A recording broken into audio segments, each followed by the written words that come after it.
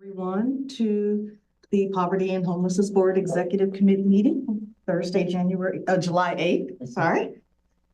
And we do not have the agenda available. So for the agenda review, I'm just gonna go down really quick and then we'll do the executive committee member introduction. So we have the consent agenda to approve. We will have a presentation by Byrne of Lane County. Amanda will be doing a segment on PHB norms with that we received from League. Maria and Tiffany will do information discussion on the heat emergency response. And we are back to Amanda on the COC application. We'll have jurisdictional updates. And then James will present on the agenda for the draft agenda for the all-member meeting in August. And so with that, we will start introductions. And Matthias, I'm gonna start with you. I'm Matthias Smith. I am the youth representative. What? I'm Mike Fleck. I'm the rural elected official for the moment anyway. And I'm currently vice chair for homelessness. Thank you. Commissioner Farr? Pat Farr, Board of County Commissioners. I am vice chair for poverty, and I am representing the Board of County Commissioners. And my name is Sean Murphy, and I am the chair of the Poverty and Homelessness Board and the executive director of Laurel Hills Center. And we have a packed agenda, so if you all don't mind, as we go around to each agenda item, I'll let you guys introduce yourselves. And with that, the first segment is to approve the consent agenda, which includes the minutes from the May Executive Committee, the June Statement of Review and Expenditures, and the all-in financial dashboard. I'll move approval of the consent agenda. Thank you. A second. And we have a second. Okay. Anyone for discussion? Okay. All in favor? Aye. Aye. That is unanimous. Thank you. Okay, and then we are going to turn it over to Byrne of Lane County. And I am going to allow you all to introduce yourselves. Hi there. I'm David. I use he, him pronouns. I'm the Byrne coordinator for Looking Glass. And we're gonna be presenting, just giving you a little bit of overview of our Byrne, right? Who we are, what it is we do, and then hopefully breeze through our slides and really give some space to talk about our experiences working with folks who's seeking our services, and just give a little bit of perspective about what we're seeing. And I'll turn it over to Duncan to let him introduce himself. Hi, I'm Duncan Wright. I'm a housing navigator with Laurel Hills Center, and I work in the Housing Services Division. And I work exclusively with Byrne participants. And we'll get more to what that means later. Hi, I'm Stephanie Cameron. I'm the founder and executive director of Restored Connections and a member of Byrne LC. David, I do have the PowerPoint up, and I confirmed with Duncan that I'm able to share if you would like and manage the techie part of it. Sounds great. Sounds great. Do I have sharing permissions? That may be an issue, but Carly, you're a co-host, right? Are you able to give Stephanie? Yes, you're also the host. Oh, perfect. Oh, there we go. Do we see this? Yes. I'm gonna find, I'll be looking. Okay. All righty. Well, thank you so much for having us. Like I said, we're super excited to talk a little bit about what we do, and hopefully give some perspective.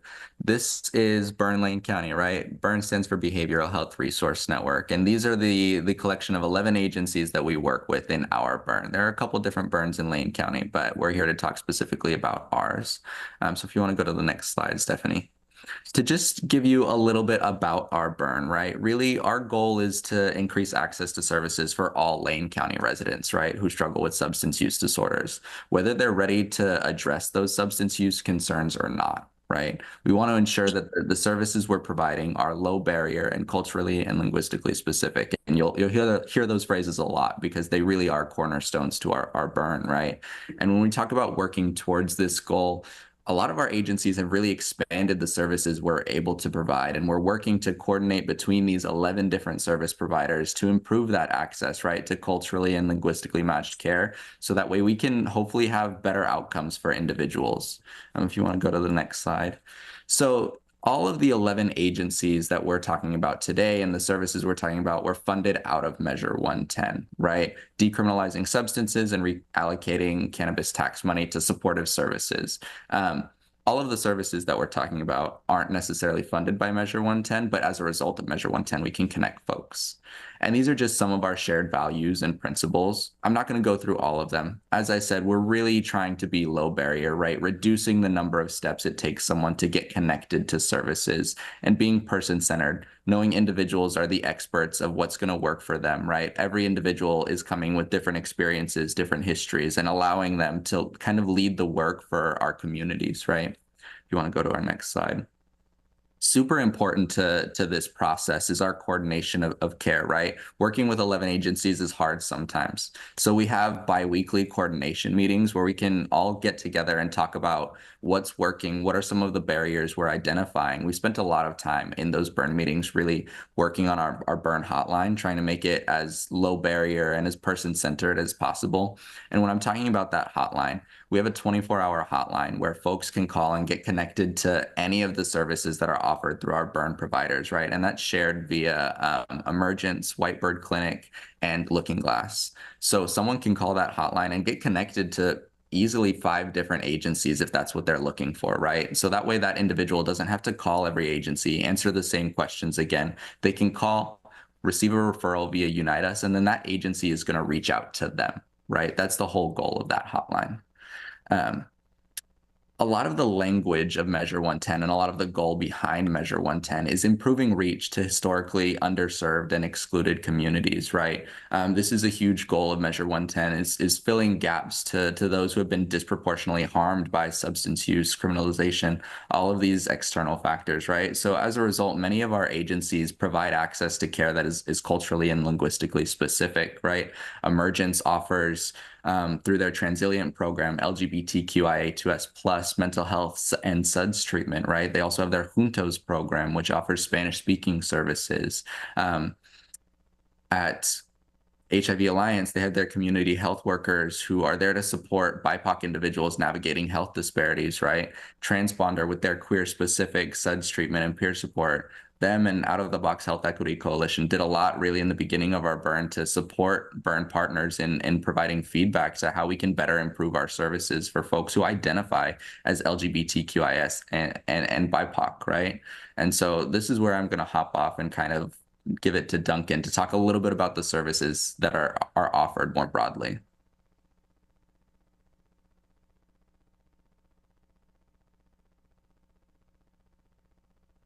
Thank you, David. That was really amazing. Appreciate your broad overview there. As we move on, we're looking at the different services that the burn agencies offer throughout Lane County, and those include medication treatment, behavioral treatment, peer services, harm reduction services, low barrier housing, supported employment opportunities, and screening and assessment. But the specifics of all those vary group to group, agency to agency, and we're going to get a little look at some of these to give a bit more information about how that all works. So first of all, if we look at SUD, substance use disorder medication treatment services, we have the Center for Family Development, which provides MAT, medically assisted treatment for opioid and alcohol use disorders, contingency management for stimulant use disorders, and perinatal buprenorphine specialty. Whitebird offers medically assisted treatment and substance use disorder treatment. And HIV Alliance offers medication for opioid use disorders. Those are medications that help people detox from opioids, and contingency management for stimulant use disorders. So I don't know enough about the other agencies to speak for them, but moving on to behavioral treatment, outpatient and aftercare services, the Center for Family Development offers parenting support and youth services, whereas Emergence, which has Spanish-speaking and veteran services as well, offers support through, for instance, going through drug court, etc., and they do urine analysis and so on, counseling and group counseling. Looking Glass, where David works, he can explain more to you. Transponder is LGBTQIA specific, and Whitebird has a range of behavioral health treatment from therapy to counseling to groups. Harm reduction services are offered through Whitebird and HIV Alliance. So that includes offering safer use supplies to help people to reduce sharing and so on, sharing needles, testing and support for infectious diseases, which is part of really helping to keep the population healthier, oral health, support for people experiencing houselessness, and that's a big part of what Burn is about, and fentanyl test strips. Looking Glass is youth specific, and I'm going to hand it back to David for a sec to talk to you for a moment about that. Yeah, I think we do a lot of different harm reduction throughout the Burn, right? The Alliance partners with a lot of different community partners to set up their exchange and do testing. They do testing over at New Roads for us. And as far as our youth specific harm reduction, right? We're supporting youth through our trafficking and prevention specialists. We're offering safer sex kits, right? All of this kind of things where we're trying to really destigmatize some of those risky behaviors and really support individuals where they're at, right?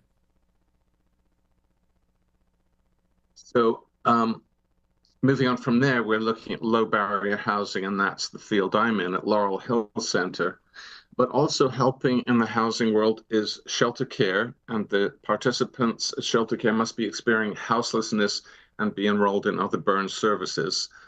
And they have a transitional program that helps people sometimes that get referred to us. That has happened. And we have a somewhat longer care housing program providing rent assistance. And that's Laurel Hill. And so at Laurel Hill, it's low barrier in the sense that we don't require people to declare that they have a mental health diagnosis, but substance use disorder is considered a behavioral health diagnosis. So that is the one criteria that our participants have to have. They must have a history of substance use disorder. Then they move into our program. We have a program of 30 people at any time and a waiting list of 30, and both are always full. So the need is really there. And we can talk a bit more about what we do later. We're the, I'd say the bulkiest housing program. We provide a consistent 30 applicants or participants with services. HIV Alliance, you must be working with a peer. Looking Glass Youth, and again, David's talked about that. Veterans Legacy at Camp Alma, and these are transitional housing programs, and housing our veterans is also actually transitional. So even Laurel Hill is transitional in the sense that we don't know how long Measure 110 is going to be in effect, providing funds for our housing. So our long-term program is to move people from the housing we're providing right now to Section 8 or similar. And some people do graduate off the program. They get employed and so on, and they become more self-sufficient. And we're pleased to see some of that. Can we move to the next slide, please? I think So, this, yeah, excuse me. yeah, thank you so much, David. Thank you so much, Duncan. You both did a wonderful job. So Restored Connections and Looking Glass both do supported employment. Speaking for Restored Connections, the way that we approach supported employment when we're working with somebody who has a history of incarceration, has been a member of our unhoused community, or has substance use, is we're really looking at the foundations. And a lot of that, and I believe David shared this with us yesterday too, is around employment documentation. When people are losing their employment documentation, ID, birth certificate, social security cards at a pretty high rate when they're unhoused, their belongings aren't safe. And there's just a array of lived experience that can contribute to the loss of identification. And so that's kind of the baseline of where we start our supported employment. And then we take a look at some of the components that lead to gaps in employment. We will help individuals register on online job search websites. And then because we hold HIPAA compliant folders, we'll do something that is so simple, but can become a game changer for somebody who is at that stage of their journey. And we will actually case note and keep their login and their passwords for them. We've had a number of people come back to us and, you know, they feel a certain kind of way because they don't remember, or maybe their backpack got stolen, and we just eliminate that barrier. And we will also help with transportation to and from. We will offer interview clothes, and then we will also walk them through a mock interview so that they can practice addressing things like gap in employment history. Peer services, the great thing about Measure 110 is it increased peer services in our community substantially. As it states on the slide, we had 20 FTE come into our community, providing wrap support for people who are looking and sometimes not even ready for formal recovery, but they know that they need some changes and they know that they need support. So providing zero barrier peer services is one of the things that we do here at Restored Connections. Everybody here at Restored Connections has lived experience. We're all CRMs. And, you know, one of the great benefits that I personally find from Measure 110 is it provided Lane County with its first ever recovery-based peer center. HIV Alliance was able to include Spanish speaking into their peer services. Whitebird Emergence, Center for Family Development, and Looking Glass all were able to increase their peer support services embedded into their programs. David did a great job of explaining the hotline. We have spent lots of time really trying to figure out how we can be easily accessed to our community. And some of the things that we've done in our burn is have focus groups, reword a lot of the questions, and provide a streamline into services. The other thing that we identified is some people that are calling, we really maybe don't exactly know what to do in that very moment. So because of the increased FTE here in town, one of the things that we do to make sure everybody is getting services, person-centered services, is we refer them to peer support. And so we, another immense benefit to our burn is that we have some long-lasting, historic, and successful agencies that are collaborating with us. And they've been embedded in this community for decades. Laura Hill being one of them, Looking Glass, Emergence, Whitebird. And so we have an opportunity to learn from each other, to find resources that maybe one agency wasn't aware of, and really have a collaborated system. We have providers who specialize in the criminal system. So if we're trying to figure out something for somebody who's justice involved, every other week we meet as a burn, and we're able to come up with solutions for people that we're serving. And the culturally specific, the other great thing is we work with other burns also. So quarterly we have a burn meeting where we're able to touch base with the other two burns and really build that community-based system. I know recently I had the honor to go visit La Plaza, and I got to see what they're doing for our Latin community, and their services really were able to grow due to Measure 110, and it was just amazing to see. And here we are. Are there any questions? I did see, looks like Chris, Mr. McAllister, a question. Yes, thank you. I appreciate this very vital work. Burn 110 has been maligned across our state, and I really appreciate the efforts and strong capacity building that our county has done in this work. In my experience as a shelter provider, we have unlimited access to needles. We do not have access to recovery support. I have 38 individuals who were told that we don't actually have access to that. We don't have staffing for that. For the people who are in the all-in shelters or other affiliated alternative shelters. Is there any capacity building happening in this next phase that will allow for recovery support for people who don't want to continue using, but have said, I need to move on, I need to take a different situation, I need to get my kids back, because we keep on being turned down for the last 3 years in terms of recovery support, but we have access to needles and Narcan all day. Go ahead, Stephanie. Yeah, so I think I just was wondering, are you asking if Carry It Forward will have supports, or if Lane County has access to those recovery supports? Lane County and any of the shelters provided in the city of Eugene, city of Springfield, city of Cottage Grove, city of Florence, city of Oak Ridge, because we've been working in all those areas and we keep being turned down for the last 2 years for support and recovery, saying that we don't have staff, we don't have capacity. Please reach out to the behavioral health wing of the county.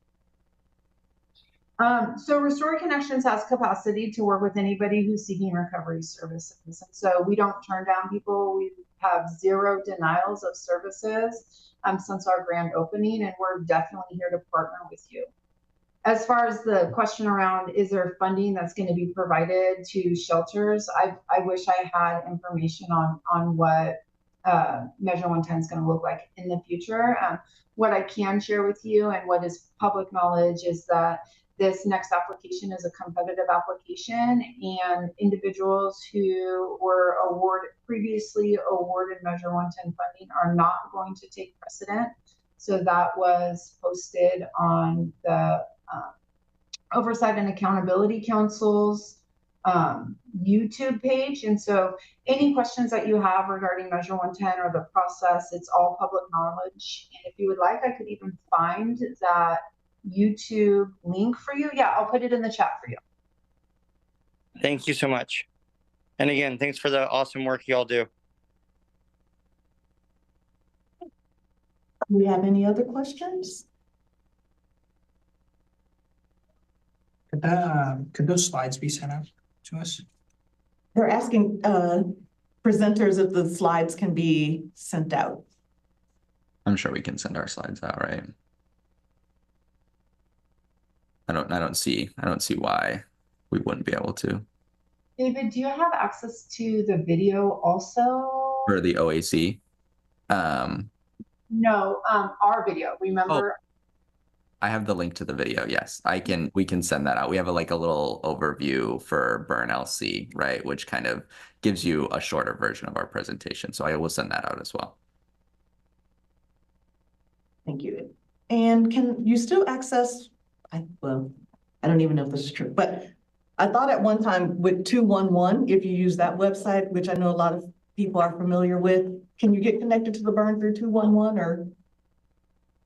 211 can send referrals out to us, right? They're not using our system to send referrals, right? They can tell people about our burn or individual agencies within our burn.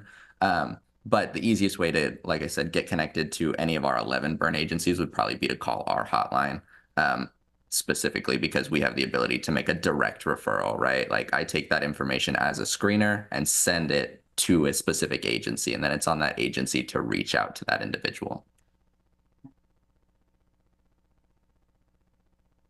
Other questions or comments?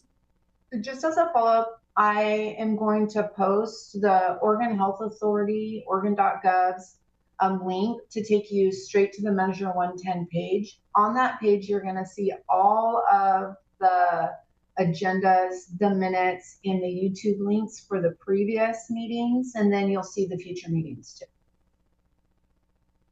And then, Stephanie, I wanted to clarify, and I clarify, but you guys also you have the burn, but your programs are drop-in programs, right? That's when Chris was asking about, it's a no wrong doors, that basically if they want to use restored connections, and I think with Looking Glass, clarify if I'm wrong, they can just reach out to your agencies directly as well to get supports when they're ready. Yes, absolutely. And we're zero barrier, so individuals don't have to, be at a place where they're ready to seek recovery. We're here for them wherever they're at. And we are drop-in. People can call. Believe it or not, people connect with us on our Facebook page. We have a contact form on our website. And then the other piece, and I'll give a moment for David to speak, is that at our drop-in center, we don't mandate that people really even give us our room. If they're not ready to engage at that level, they get to come to our drop-in center. They get to build trust. They get to see who we are, how we navigate, how we move through our services, and then they get to choose whether they want to.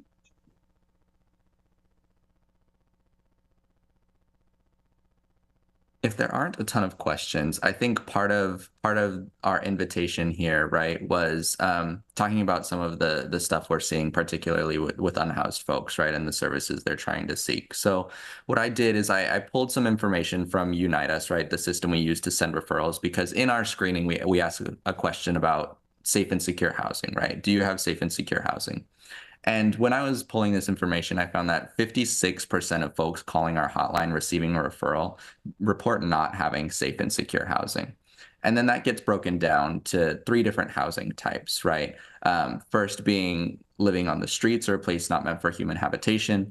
The next being an emergency or transitional shelter. And then finally, fleeing or needing to flee their current residence for their safety or safety of others, right?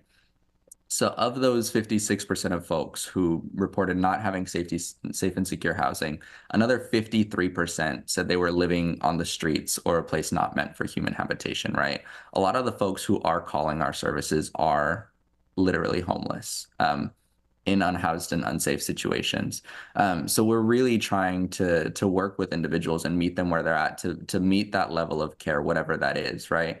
So I've gotten reports from screeners that our most often called about service is housing. And as Duncan was saying, they have a 30-person long wait list that's also entirely full, right?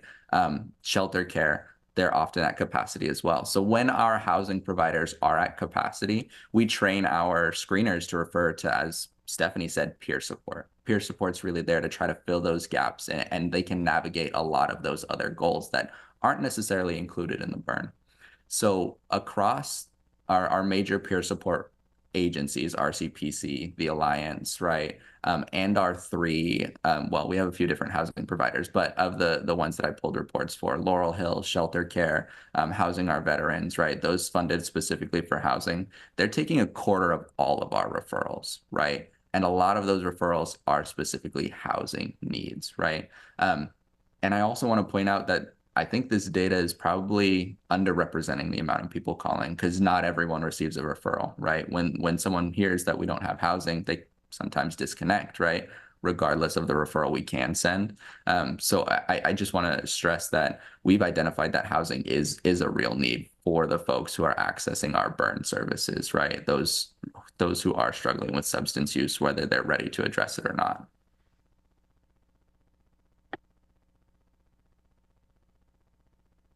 Yeah, and to follow up on that, I'm not sure. Should I pause? I feel like I maybe cut somebody.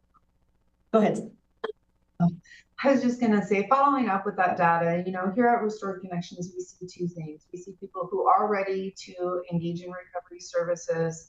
They are able to identify that substance use is continuing to be a barrier in their housing stability. And for those individuals, we're able to do what we can to get them into recovery housing.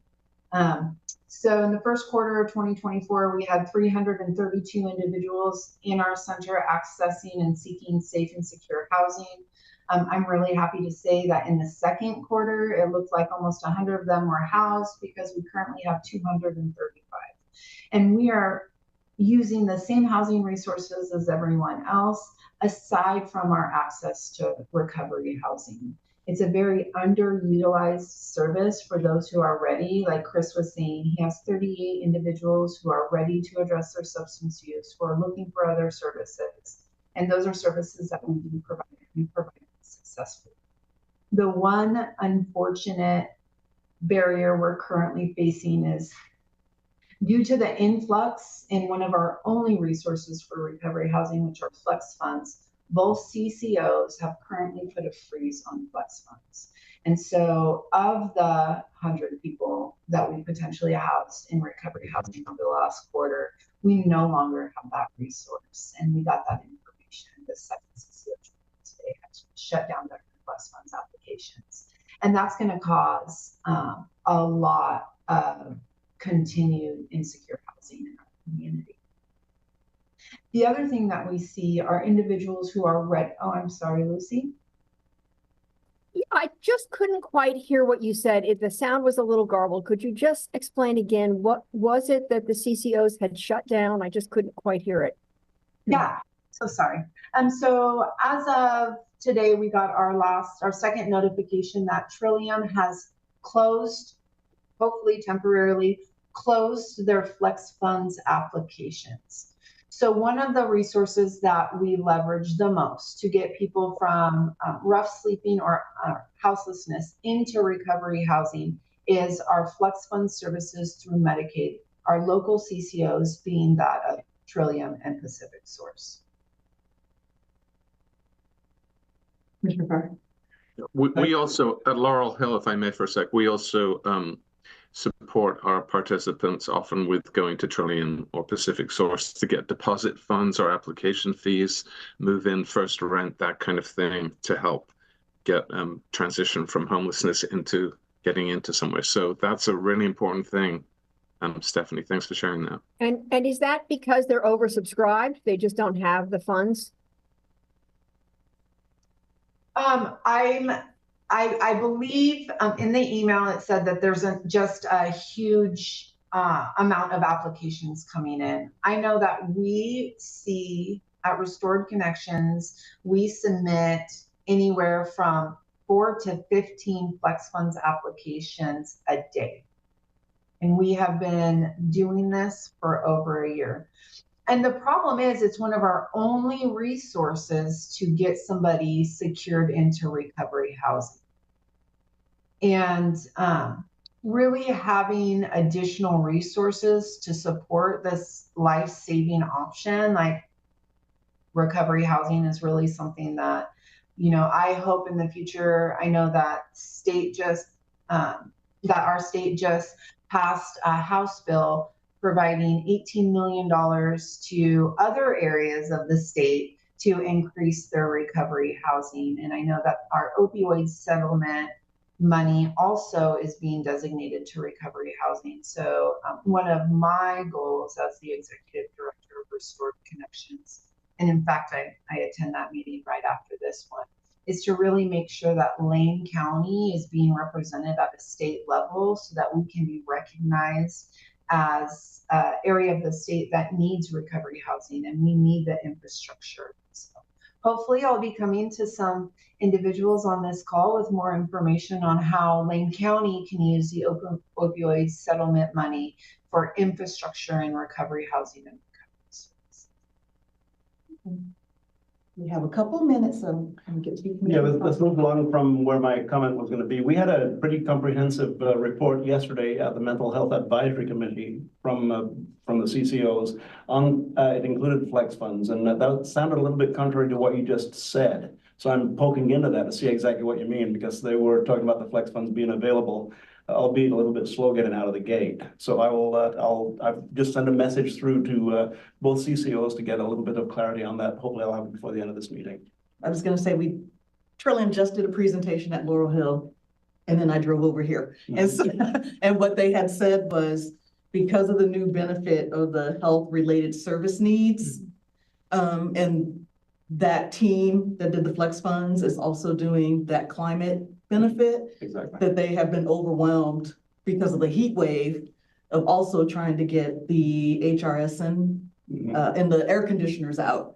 And so because they have to respond to that medical piece within 7 days, it has pushed out their response to flex funds where they were able to get it out in a week or two, that now they're pushing at the 30-day mark. That sounds like the same presentation we received yesterday at Mental Health Advisory, which is a little bit contrary to what you just said. So good. And I'm more than welcome to forward the emails. And I'm pretty sure I. And I know they just said they're trying to work on it, but they didn't realize how overwhelmed they were going to be. And I know we need to wrap up because we need to move on to the next piece. I want to thank the presenters, and then I'm going to do a brief synopsis in regards to, I think, some of the things that we got out of this presentation is the availability that we did not know of, in addition to going through Burn and getting the referral. For many agencies that are participating, when folks are ready, they do have drop-in options where people can just come in. So it's not just a referral. You can also go to some of these providers and just walk in and say, I'm ready. And they'll be available to provide some support. And then as you guys are working with folks to provide support, in addition to building housing, which we all know we need more housing, looking at how we can support the building of recovery housing in Lane County. And then also a way to have quicker access and more funds available to look at how we can move people from having the finances are a barrier to being able to move into recovery housing or to get first and last month's rent and deposit when you are able to make those connections. Did I do a synopsis? Yeah, sometimes my therapist skills pay off.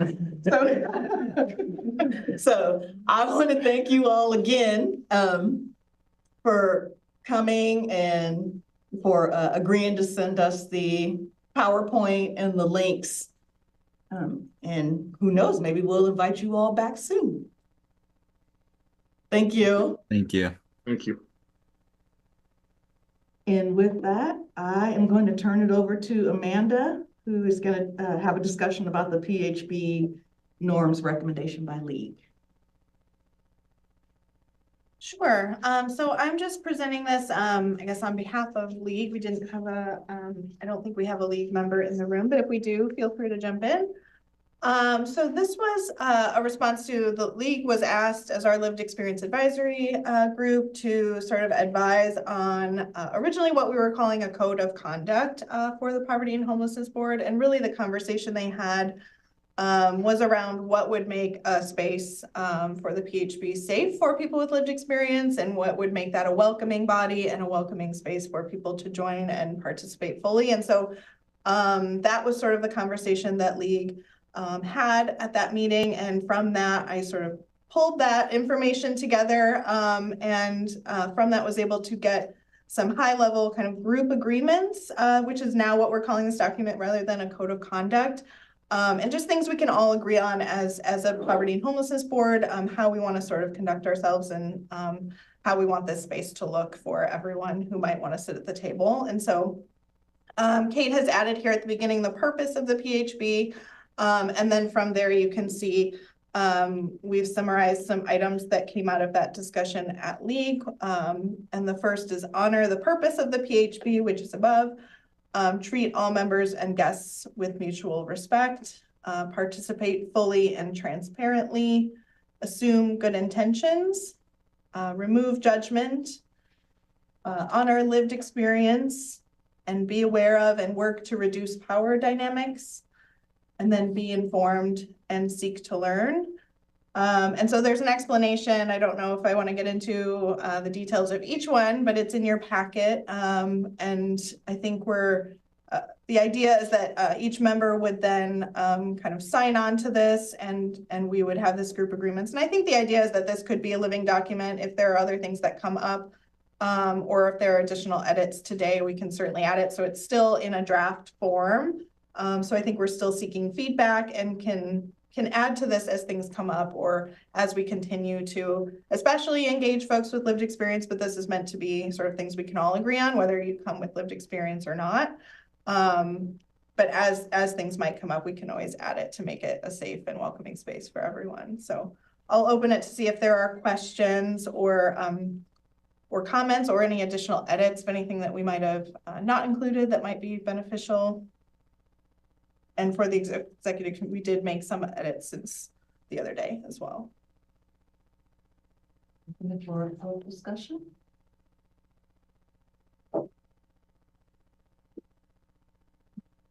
It looks like you might have unanimous support here. I think we're all in agreement.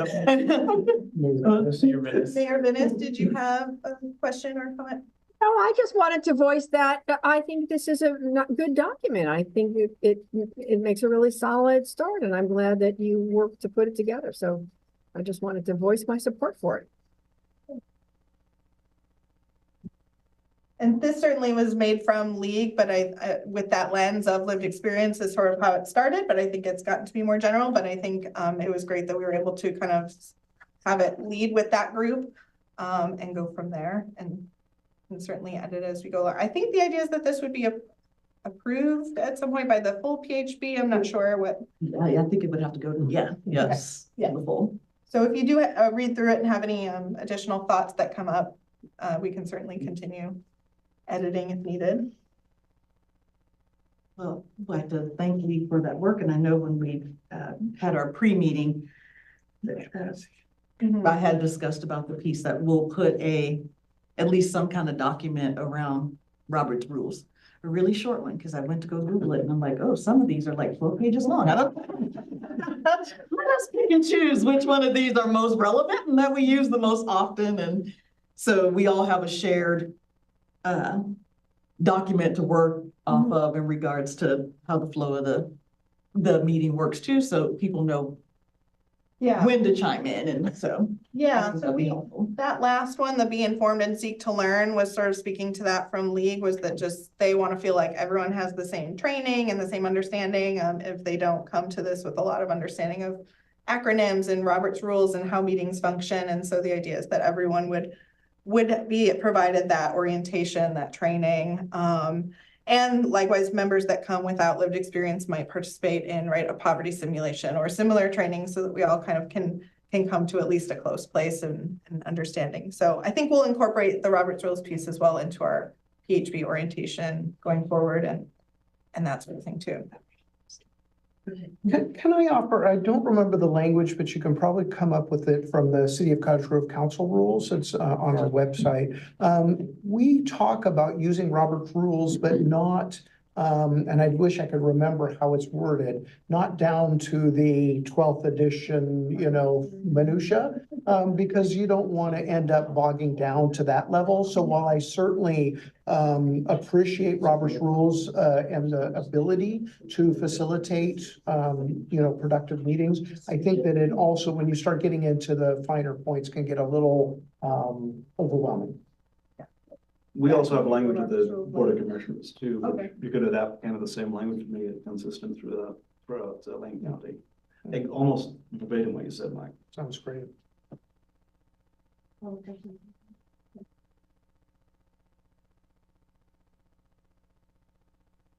Thank you, Amanda. It was Amanda. And she agreed, so, okay.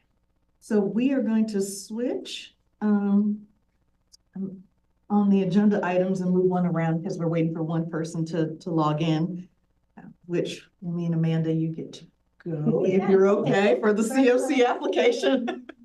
And then the next after that will be the heat emergency. Sorry for my scrolling.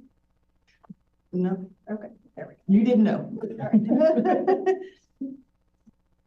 Okay, so I just wanted to give first a brief update on our sort of HUD COC continuum of care competition and where we are.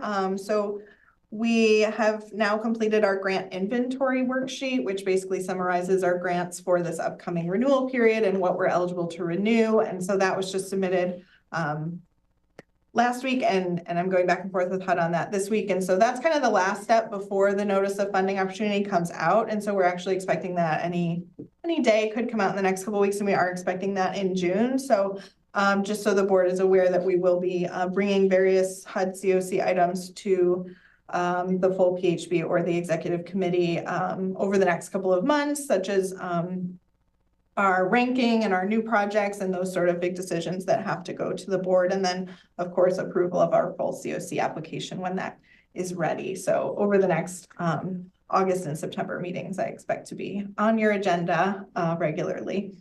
As far as new projects, we did mention briefly at the last meeting, I think that we will have one opportunity going out, and that's for a domestic violence bonus project, so that we can submit that in the upcoming competition. And that one will go out for a request for proposals or RFP, I believe, by the end of this week. And so if providers are interested in adding a project or expanding one of their existing projects to serve those fleeing domestic violence or survivors of sexual assault, stalking, and human trafficking, you can certainly look out for that opportunity on our bids website this week or early next. So the other update I wanted to provide was just around our evaluation of our existing projects. So prior to the competition starting, we evaluate our existing renewals and sort of set who is eligible to continue operating their projects. And I've included in the packet a summary of those scores. And so I don't want to maybe go into the full depth of this report at several pages, but just wanted to provide for transparency sort of where our projects are landing. Our highest score was 82%. Our low score was 49.46%. So our average was 65. I think that's kind of in line with previous years, not too off from what we currently experience. And then just broken down by section, some highlights. Everyone met sort of the minimum expectations for funding. Those are just our standard sort of requirements. Whoop, scrolling too much. Our grant expenditure spending does continue to remain an issue in past years. In the previous sort of final HUD grant period, the ones that ended in 2023, we returned about $150,000. So pretty significant, the highest amount I think we've returned in quite a while. And so that has been on our radar, and that was due to just a number of issues with staff turnover, leaving vacancies, so they're not billing the grants for staff, as well as unit vacancies just not being filled, sometimes because they don't have staff, right? So it's just sort of compounding. So there were several projects that just had challenges with spending. I think we're getting more on top of that now. So we do, and this evaluation is looking back at calendar year 23. So I hope that we are in a better place next year. We have been working really diligently with agencies to improve that. And now some of them I think have swung the other way and are going to run out of money before the end of the grant year. So I think we're hopefully over the next couple of years can find a better balance with spending and shifting funds around as we need to. HMIS looks pretty good overall. For the most part, folks scored on most of those items. I think the one thing that's room for improvement is on timeliness and just getting the data into the system quickly and on time can be improved for some projects. Housing first. In general, all of our projects are required to be housing first, but this sort of drills down to make sure that folks are not only saying they're housing first, but are really implementing that in terms of their written eligibility criteria and their termination policies. And we sort of check all of those boxes, but we also have them attach those policies so we can kind of see that language and see what that looks like. And so most folks did score fully on housing first, but where agencies did fall short sometimes was within their termination policies didn't quite align with that language, or there were just things missing in terms of a grievance process or an opportunity to appeal a decision of termination, things like that, where those policies could just really reflect full housing first approaches. And so we'll work with agencies to improve that. And HUD has actually emphasized doing a housing first assessment of projects outside of your evaluation process and outside of the competition. So we are looking to sort of randomly select agencies to take a more in-depth look to see if what's really happening on the ground is what's in their policies and that sort of thing. Any questions so far in any of those sections? Quick question, is the changes in the HUD expectations in HMIS driving that? I know it seems like every year the HMIS, questions increase, and so of course adds to staff time. I mean, do we think that it's the amount of data we're collecting has increased, which is impacting the timeliness? I don't know if I would be the one to speak to that. I don't know if Carly is in the room. Yeah, happy to. I think actually the believe it or not, the permanent supportive housing requirements have decreased. HUD rolled out some questions that then they got a lot of feedback on were just really not appropriate or were not client-centered. So those requirements have actually been walked back a little bit in the last year. In general, what I see as far as the do the enrollments get put in on time, this is nothing to do with services. It's just there's some confusion around, is this person someone we're taking as a referral or not? At what point do we enroll them? It's really important to have this information because we want to track the difference between when they enroll and then when we house them. That's a very important metric. But there is just a lot of paperwork that happens around the same time. And we've really been trying to encourage these agencies, if you can at least document that you took them and then we can update those questions a little bit later, that would be okay. There's a lot of pieces to it, but really important for coordinated entry and some of the other parts of the system to understand, is this client still in need of a housing referral or not? I think also sometimes we remember to enroll that head of household, but we forget their family. And so that's something we're just working on in terms of education. Mayor Venice? Yeah, thank you. I'm wondering if you could just be a little more, add a little clarity for me when you say the area where most projects fell short in the evaluation was in having a termination policy that aligns with Housing First. I don't actually know what that means or what the implications are for that. Yeah, so we have a few requirements in the evaluation that are specified that when they submit their termination policy or their sort of what would allow them to exit somebody has to include several items. And one of those, I have to pull it up. Hold on 1 second. I think I have it open. So that includes several things that have to have a process for appealing that decision. I'm trying to remember off the top of my head, but I'm pulling it up right now. I know it's multiple levels on our end. It goes to our board, then it goes to county OC, Oregon Housing Community Services. And so this is for an individual that's in a program and is being terminated out of that program. That's what we're talking about. Yeah, so each agency has to have a written termination policy that outlines in what circumstances they would exit somebody. So I'm trying to remember all of the 4 things or whatever that would have to include, but it's having sort of a grievance process, an opportunity to appeal, an opportunity to be connected to additional services outside of that program so that they're avoiding and taking all steps to exit someone to literal homelessness. And I think there's one more that is escaping me right now. So some projects might certainly do all those things, but maybe their written policy didn't reflect all of those in writing. And so part of it is just making sure we're not only saying that we're housing first, we're doing that work and we're writing that in our policies, and all of those sort of align is really what the evaluation looks at. Making sure you're not just checking that box, but that it's really happening that way. Does that make sense? Yeah, that helps. Thank you.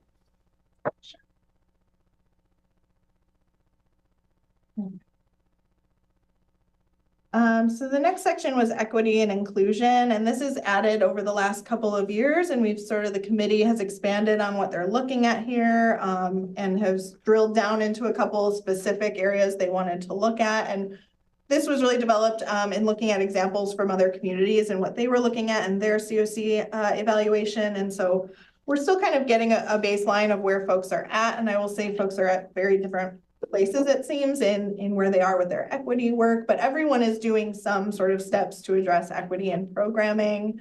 And so most agencies were able to select a number of these items that they're doing and they had to attach supporting documentation. And I think that's where the committee can improve next year in sort of defining what exactly we're looking for each of those items, because it was sort of in some instances hard to score because people just submitted wildly different things for the same thing. So I think that's a room for improvement for next year, just in what are we really looking at and what would be our standard. But so 11 agencies were able to say that they have incorporated equity into their mission, vision, goals, or have made a public statement to that effect. And most of our agencies have staff ongoing training.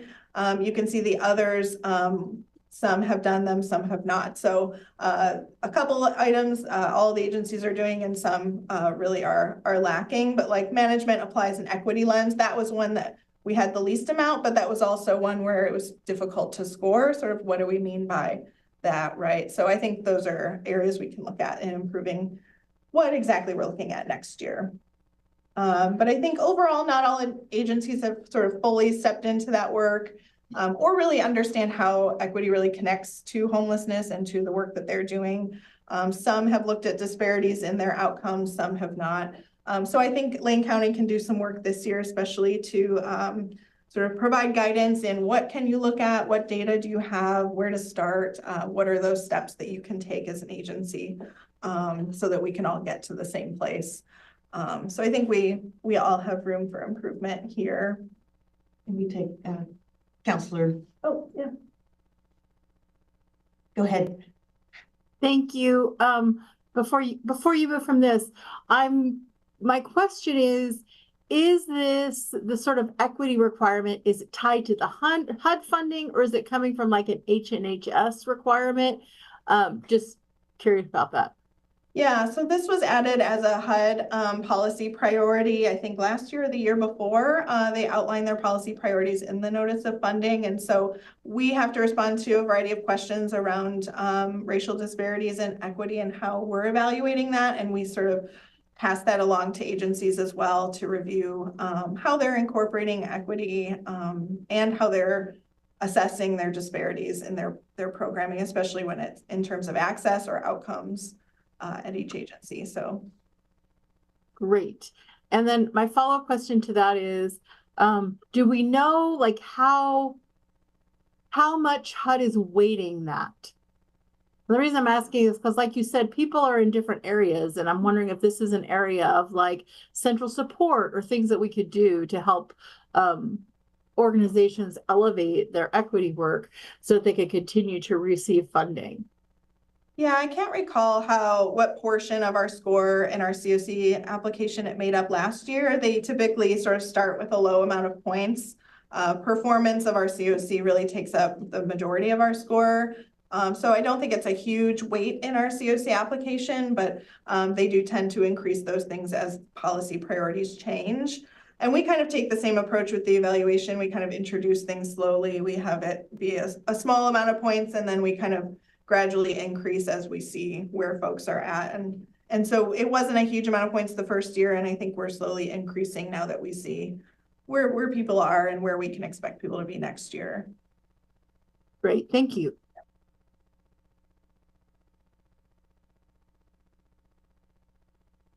Chris asked a question in the chat: has government oversight turnover affected outcomes from any of our current programs? I'm not sure I understand what you're asking there. If you could clarify. With vacancies in some of the HSD spots, I know that as a separate contractor, we have had over 50 questions in the last year not able to be answered, or answered sometimes weeks or months later.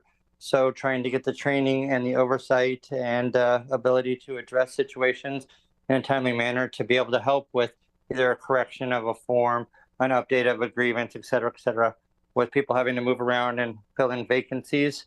Just like with behavioral health, if you can't get a visit for several weeks or months because y'all don't have the staff, that could affect the people who contract with you. So I was just curious if there has been any causation looked at with regards to the contractor overseeing the contractee meeting outcomes for HUD federally? I can't speak to that, I don't know, but I know, as far as their HSD staff support, I've been here this whole time and I support our COC grants in anything, they need to improve their COC specific contracts. And so from that perspective, there's not been any staff turnover. There has been some staff turnover at the specific contracted agencies. But I'm not sure in what ways that might have impacted their performance. In some cases, it may have impacted their project utilization. If they don't have staff to do intakes, they can't take referrals for periods of time, that sort of thing. So we do know that in some cases has impacted, but regardless, we report to HUD every year on the same outcomes, so they don't sort of allow for to explain any of those kind of things. Good question. I'll just move along quickly. I know we don't have a ton of time. The next section is participant focus, and most folks are doing well and have incorporated ways for participants or people with lived experience to participate in their programming and improving their programming. I think where folks could be better is just being more intentional, proactive, and sort of ongoing in soliciting feedback about their programs and how to improve. I think folks definitely do ask for feedback annually, maybe through a survey or through one process, but I think they could do better at doing that sort of ongoing in multiple ways and really give people opportunities throughout the year to help improve their programming and meet their needs that are not being met. So I think folks are on the right track, but I think we could do better always in that. Oops, sorry for all my scrolling. And then the last section is project performance outcomes, and this makes up over a third of the score.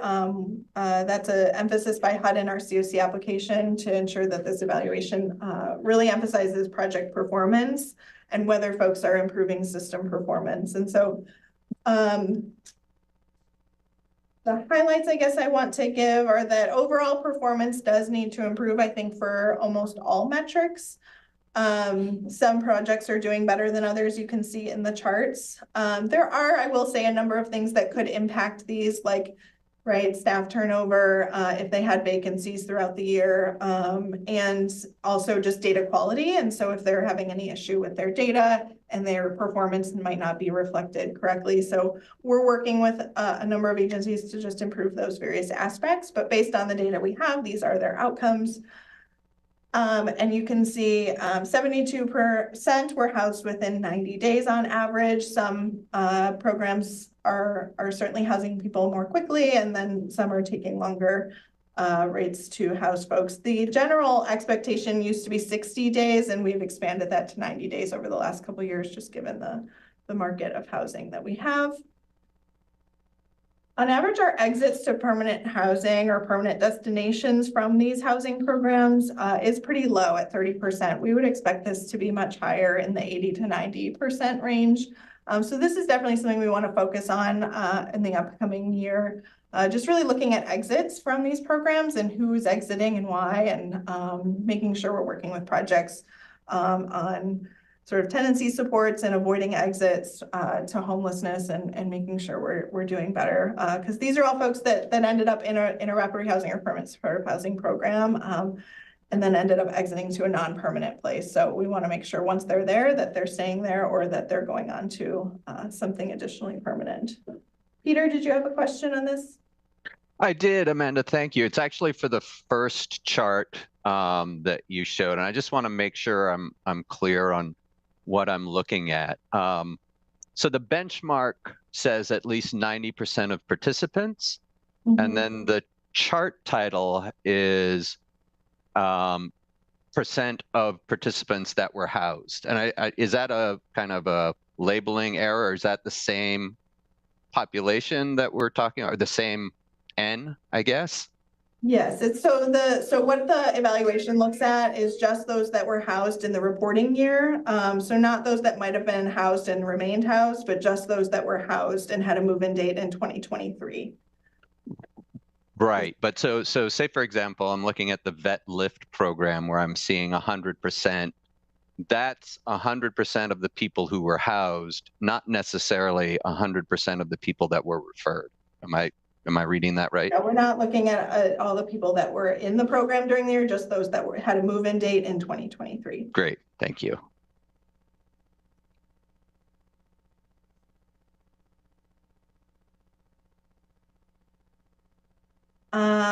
For the next one, this is about connection to non-cash benefits. So that's things like SNAP and other mainstream benefit programs. This is an emphasis of the COC program to ensure folks that are not connected at entry get connected either within that first year at their annual assessment or by the time they exit. And so our benchmark for these is actually fairly low, and we're exceeding that by average, but some projects are a little bit below that benchmark of 25%. And so this would just be looking at those that did not have those benefits when they came into the program. And then the other one is around increases or we're able to obtain income, and that's from any source, whether that be employment or through cash benefits. Through mainstream programs. And so on average, 50% of adults are increasing or obtaining income from any source, either by the time they're exiting or at their time of annual assessment, which does exceed our benchmarks for PSH. And in the evaluation, the benchmark was either met or not met at that point. So we look at this as either you're meeting it or not meeting it. And I do anticipate we'll increase this one. I think we had set it at 25 in the evaluation this year, or 15 perhaps, I don't recall, but everyone exceeded it. And so everyone scored on this metric this year.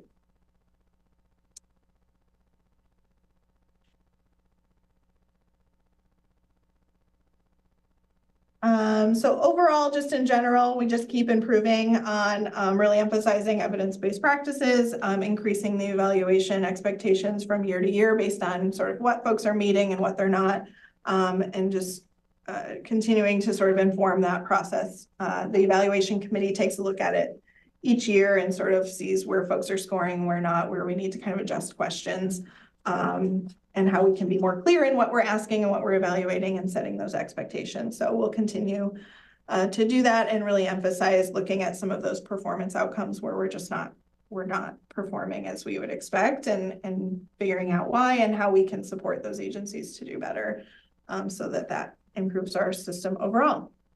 And then you have just our final scores in the packet. And these usually contribute primarily to our ranking that occurs through that committee when the competition comes up.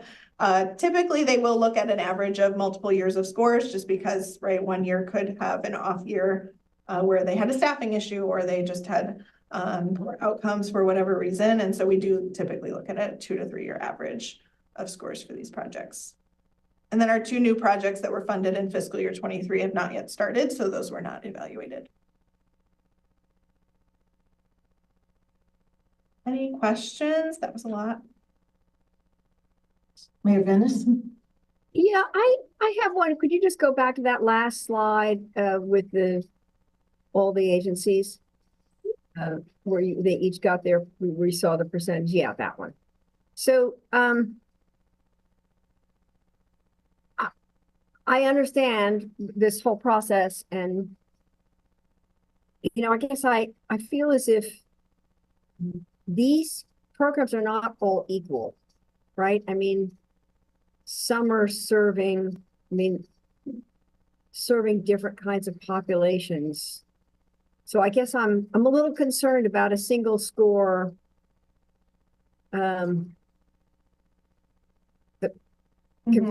one that gets 49% and one that gets 80%. I mean, how much impact this has on those programs and their potential to get HUD funds, and to what extent we're sort of understanding the different needs of those clients. Some are harder to stabilize in housing than others, and so just is how nuanced does this get?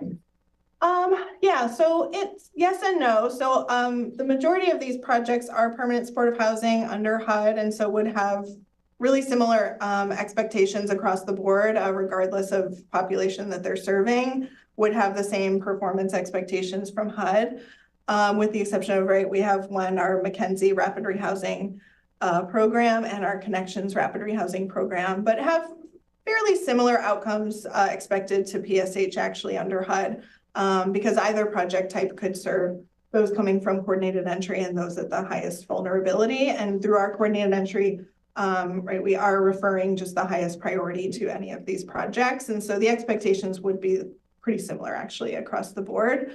There are certainly nuances in the types of populations they serve. Some do have specialty populations. Sorry, I'm just going to scroll up to our, we do have our bonus section, which I skipped over. And so part of what HUD emphasizes as well is offering additional points to sort of balance out performance for specifically projects that might serve really highly vulnerable populations or might choose to serve a really specific population that is more challenging in some way, or that has really high needs. And so we do offer bonus points that are offered above and beyond the points possible. And so some projects did receive bonus points for serving chronically homeless or those with really high vulnerability scores from coordinated entry. We also provided bonus points to those that have leveraged healthcare or housing commitments outside of the project,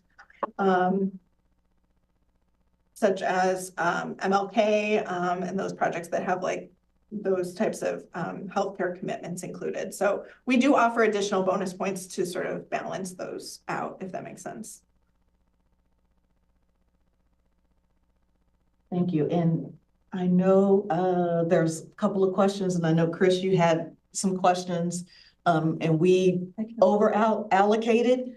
So I'm hoping you'll be able to get and connect with Amanda directly, or she will connect with you to get your questions answered.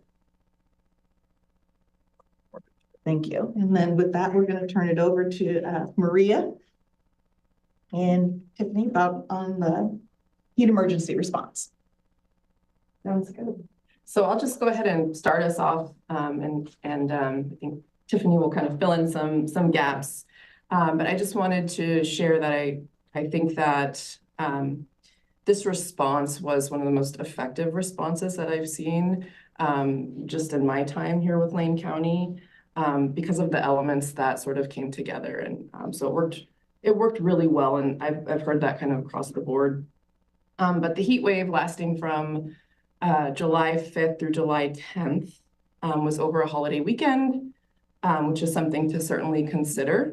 There were folks working across the weekend from the Human Services Division and Public Health, just making sure to communicate information. One of the things that was really effective about this response is that Public Health was really on top of watching the weather reports and being engaged. And so we started planning very quickly, beforehand.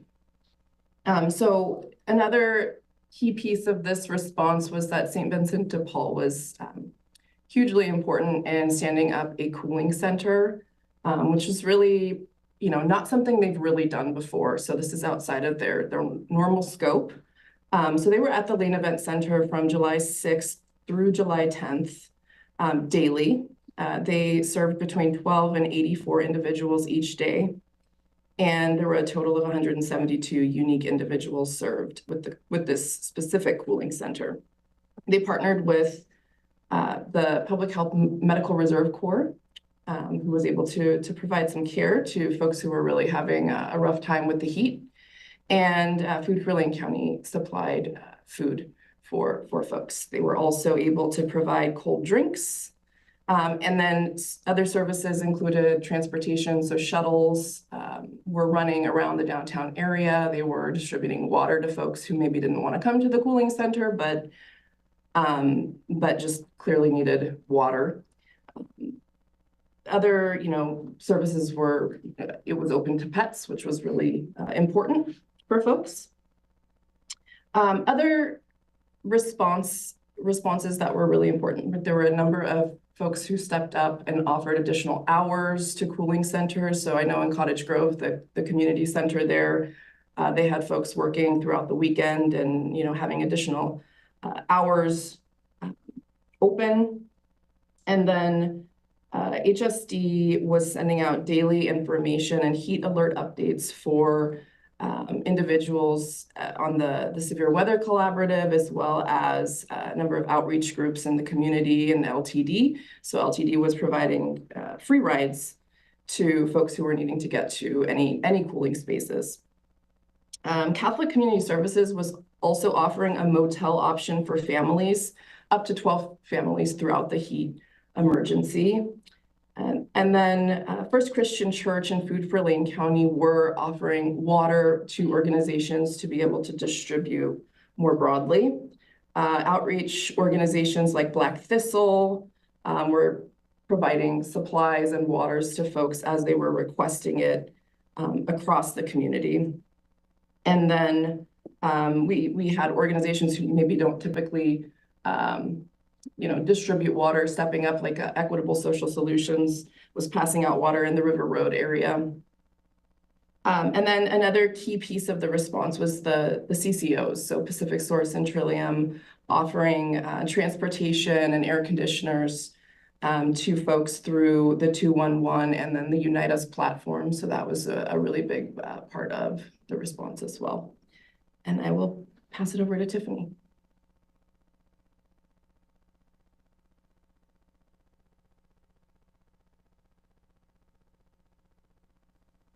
How's my sound? Can you hear me okay? I'm going to apologize in advance. I found the quietest place in the hotel lobby, but I'm not sure how quiet that will be. Good afternoon, board. My name is Tiffany Brown. I'm the Lane County Emergency Manager, and I thank you for asking me to come today and talk about the partnership with public health during the heat event. You know, emergency management is in place during a response to support our operational partners when they exceed their own resources and what they have on a regular basis isn't enough. And this was a real opportunity for public health and emergency management to partner in a relatively simple environment where heat was the only issue, exempt of wildfire and other things that could have been going on. And what it really created for us was an opportunity to focus on one another, how to build and strengthen that partnership, and how to understand how we work together when we're not in a full activation, when the County Emergency Operations Center is only monitoring the situation, but a Department Operations Center stands up to handle what they do very well every day. I wouldn't characterize Public Health and Human Services Division as having run out of resources. This simply created an opportunity for emergency management to come over into the Department Operations Center and find a way to support from that end.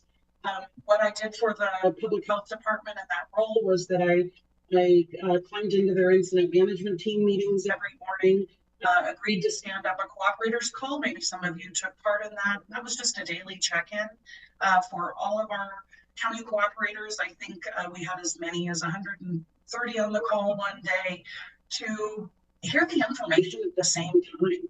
That we have information to share every day, and that in these situations, it is so important that we hear it at the same time. Standing up a cooperators call is a really good way to do that, and that's something emergency management does very well. I'll tell you that the situation for me really highlighted the complexities of sheltering our county residents, coupled with the ice storm. I think it really teased out the different needs, the different resources that are available, and how we juggle all of that in an incident. This wasn't a very big incident, but it gave us some insights as where we need to move forward. And I think for our part moving forward, that looks like a mass care assessment of our county, understanding when we talk about providing sheltering, who we're talking about, where we're talking about, where the legal authorities and liabilities rest. And I think at this point, we don't have all that information in one place. So I'm hoping that we can continue to partner with public health and health and human services and start to tease out some of these complexities. I want to just say that it was a pleasure to work on this event, and it was great. It was great to have an opportunity to partner with public health in that very acute way that we don't always have an opportunity to when more is going on. Thank you. Thank you, Tiffany. And Maria, I just want to say thank you to all the people, too numerous, and agencies on the efforts that we did around the heat event. So, and also to people we do not know, such as the neighbors and people in the community who went and checked on their neighbors, people who let people come and stay with them because they had air conditioner that they didn't, and people who went out to alleys and other places where they know some of our unhoused community members are to make sure that they were okay. So thank you all. And with that, I think we're through the jurisdictional updates. Yep. We'll start with you. Thank you, Chair. I'll be very brief. There are just two things I wanted to touch bases, just kind of throw out to you. The deflection program, which is from HB 4002. Clint Riley, former jail captain, is the head of the program. As of right now, he is a shop of one, but that's soon to change. By mid-August, we should have peers hired. And James, you're nodding your head. I know you're a large part of what is happening. So we're moving on along very well with that. I have a good full presentation that I can forward to you, Chair, and we can pass it along to the rest of the committee. The second is on mobile crisis. As you all know, we are required to furnish mobile crisis in a county the size of Connecticut, from the top of the Three Sisters all the way to the Cedarhead Lighthouse. And it's daunting, but we do have a plan in place. We have a team in place, and we're moving pretty rapidly in that direction. We're going to use we'll have 6 vans ultimately strategically placed throughout the county so that we can provide initially single shift coverage 7 days a week. Single shift being like a 2 p.m. to 11 p.m. swing shift that will ultimately roll out to 6 vans strategically placed to provide 24/7 service. It's huge. It's not like Cahoots, which you have the city of Eugene. This is from one side of the county to the other, and it is in statute, and it's moving forward very rapidly. I'll not give you too much of a deep dive on it right now. Sarah McCrory is running the program for Lane County, and I'm very optimistic. I, for one, but we all are very optimistic that it's moving in the right direction, daunting though the task may be. If you have questions, please don't hesitate to send them to me or to Sarah, or I think to James Ewell. I think James can help us sort out the questions too. Thank you. Well, briefly, our Cottage Grove City Council had a work session, all-day work session around, the Grants Pass case and where we've been as far as working with our unhoused community and where we want to go. St. Vincent de Paul facilitated that meeting. They have actually proposed to open 2 sites so that theoretically we will have all of our unhoused population in managed camping spots instead of the situation now where we have 2 unmanaged campsites. And so I'm pretty excited. This is not going to put any financial burden on the city of Cottage Grove, which is wonderful because we've actually just cut $1.1 million from our budget, which has been brutal. So really, really excited about that. I will say this has obviously been very controversial in Cottage Grove. For those who don't know, there are 3 counselors facing recall over primarily the homeless issue. I am one of them. So I believe that the July 30 is the date for that. I believe that the certification process will be such that I'll still be at next month's meeting, but we'll see about my continued presence on this board. So that is my update. Thank you. Mayor Venice, do you have an update? And Chair, forgive me, I'm leaving up to a meeting that's normally upstairs, but today happened to be across town. So. Okay, thank you. Yeah, I just have a quick update, which is that the city of Eugene is hosting a legislative housing and homeless tour tomorrow for state legislators. So some of our local delegation will be there, but it's Representative Pam Marsh, who is the new legislator overseeing housing. We are taking these legislators. They're going to be here all day. We're taking them on a tour in the morning of a couple of our West Eugene housing and shelter projects, work that we're proposing to do out in Crow Road, and then Everyone Village and Peace Village and Square One Villages. And we're gonna have a kind of a convening lunch discussion. We're continuing to advocate at the state level for more state funding directly to some of the kinds of projects that the Eugene has undertaken, which we supported largely with ARPA funds, and for which we are really seeking state support in order to be able to continue those projects. And then in the afternoon, they'll take a look at the Nell and the Skinner Village Safe Spot. And so we're just continuing to work on informing our state legislators about the work we're doing in the hope that there will be continuing and increased support for the kind of transitional shelters that we're providing. Thank you. Do we have a representative from Springfield? Okay, she stepped off. Oh, gotcha.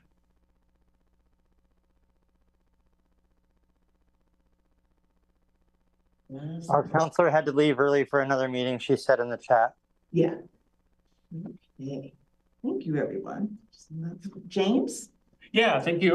Just wanted to make a couple just staffing announcements. So one, I don't know if the full group knows that I am going to move into taking over being the staff lead for the PHB from Kate, starting this month, conveniently because she's out on vacation. Then I also just wanted to announce Maria Cortez will be moving into the position that was previously filled by Danielle Batista, that focuses on health and housing related projects, so our permanent supportive housing projects and Fuse. And just want to take this time to acknowledge the work Maria's done, I mean, across the board with emergency shelters, but I think the severe weather response is a real, gives you a good picture of the work that Maria has done. So we're excited to have her move into a new role. She will be slowly transitioning. We're not going to suddenly drop the severe weather response or the emergency shelters until we've been able to fill her position that she's vacating, but I'm excited to have her move into a new position. As far as the August meeting, I think we've been talking about having an update just on the strategic planning process.